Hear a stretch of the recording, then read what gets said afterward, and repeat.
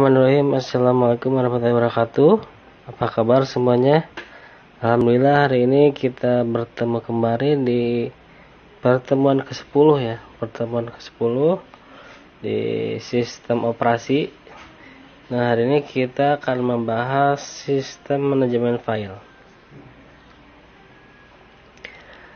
Nah, tentunya dalam menyimpan data gitu, jadi kita perlu manajemen file gitu ya. Jadi untuk mengatur bagaimana penyimpanan file. Nah, ini manajemen file itu atau sering disebut dengan file system ya pada sistem operasi, merupakan sebuah metode yang digunakan oleh sistem operasi komputer untuk mengorganisasikan ya file-file yang terdapat pada disk. Nah, dengan adanya manajemen file akan menguras tingkat hilangnya file pada sistem akibat kelalaian kita, baik disengaja maupun tidak disengaja. Nah, misalnya data terhapus secara tidak disengaja, atau misalnya data terhapus secara tidak disengaja atau teracak ya, teracak.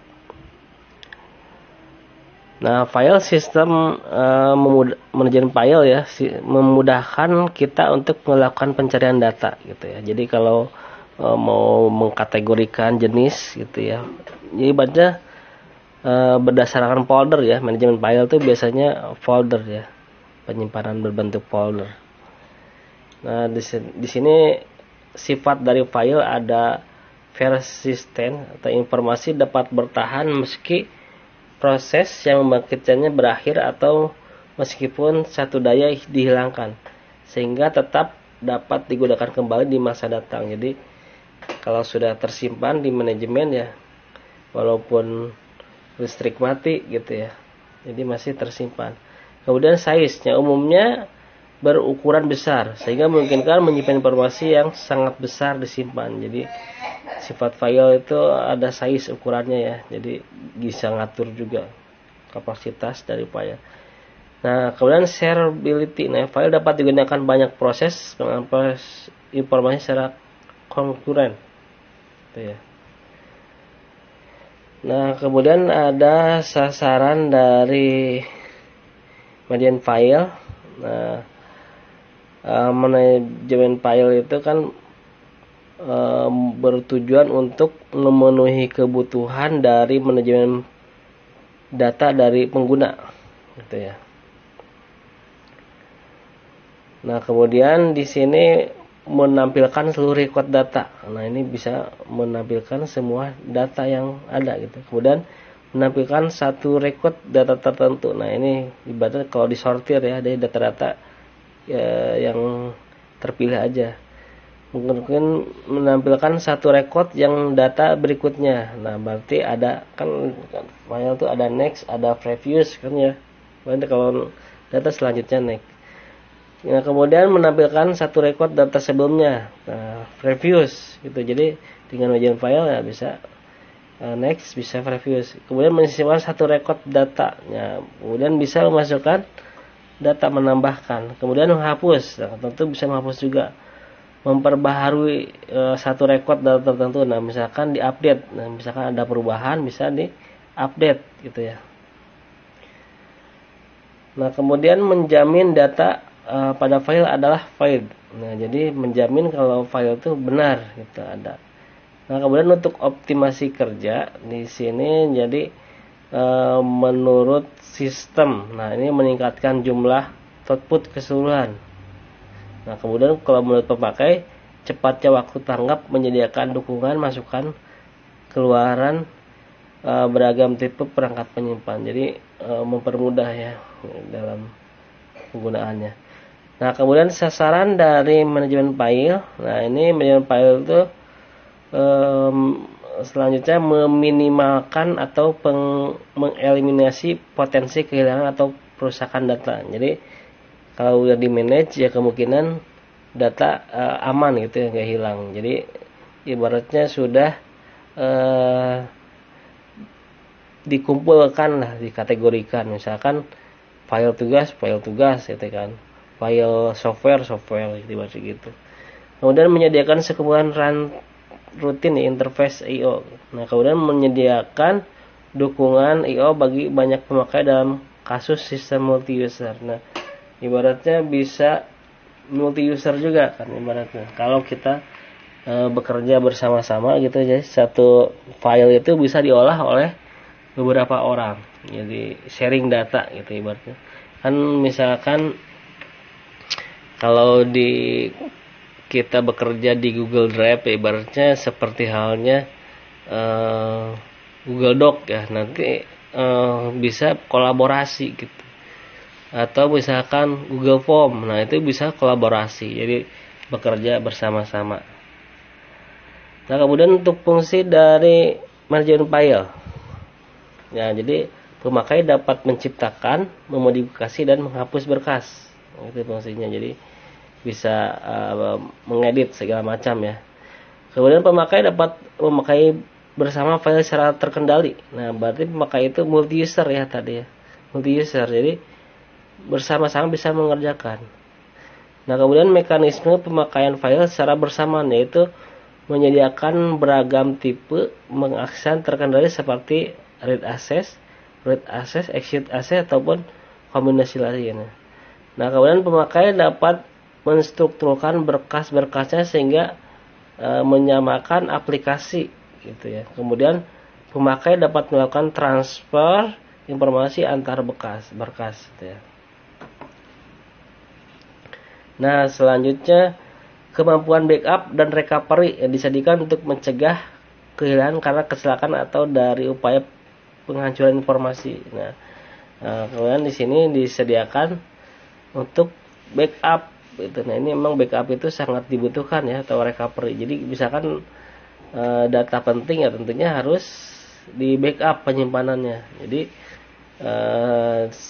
ya ibaratnya kalau bisa jangan di dalam satu disk aja, itu dalam satu hektar, bisa menggunakan beberapa directory gitu ya. Atau misalkan kalau yang aman itu ya penyimpanannya secara cloud ya, jadi penyimpanan misalkan di Google Drive. Nah, itu backupnya lebih aman gitu. Jadi kalau kita mau membuka file dimanapun kapanpun, yang penting tersedia internet, nah kita bisa mengakses gitu ya. Nah, kemudian pemakai mengacu file dengan nama simbolik, bukan menggunakan penamaan mengacu peralatan fisik gitu. Jadi secara simbol. Nah, kemudian pada lingkungan sensitif di mana dikehendaki informasi tersimpan aman dan rahasia. Nah, jadi bisa membuat privacy gitu ya, penyimpanan datanya, jadi diproteksi juga gitu ya. Kemudian menyediakan interface user friendly. Interface user friendly itu jadi memudahkan dalam penggunaan. Nah, di sini untuk arsitektur sistem file. Nah, kemudian ada program pemakai, ada fill file, sequence file, index sequence. Nah, ini bisa dilihat ininya. Jadi dalam arsitekturnya.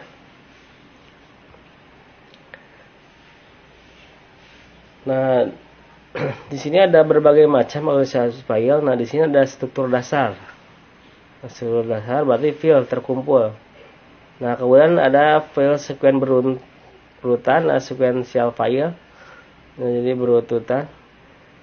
Nah, kemudian ada struktur file dengan indeks. Nah, file sequence index ini atau sequential file itu berindeks ya, diindeks.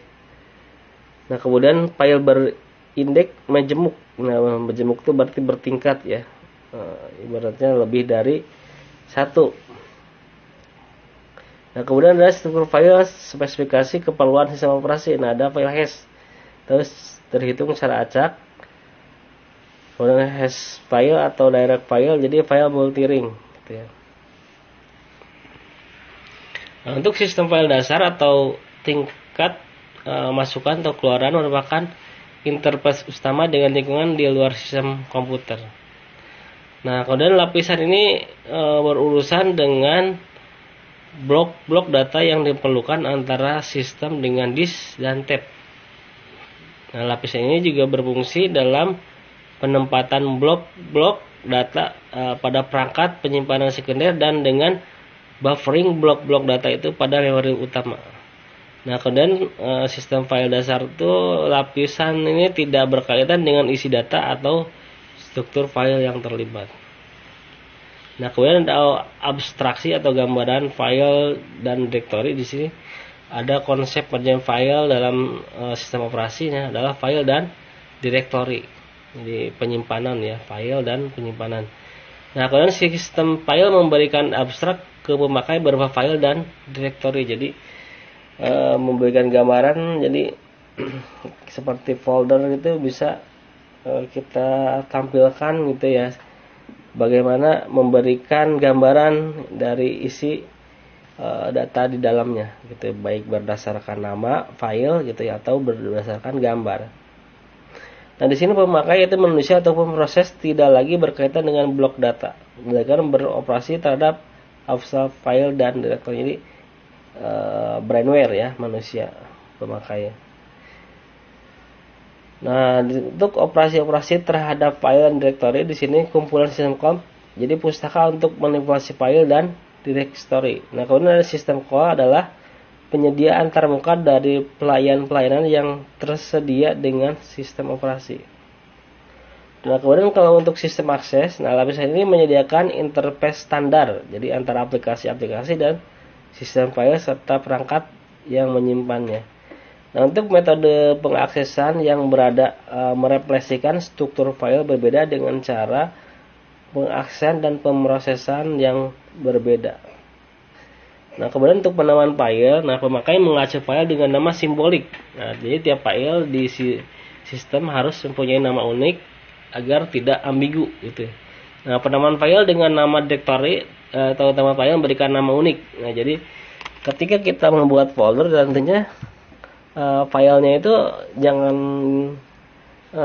sama ya, harus beda-beda gitu. Jadi untuk mempermudah gitu pencariannya.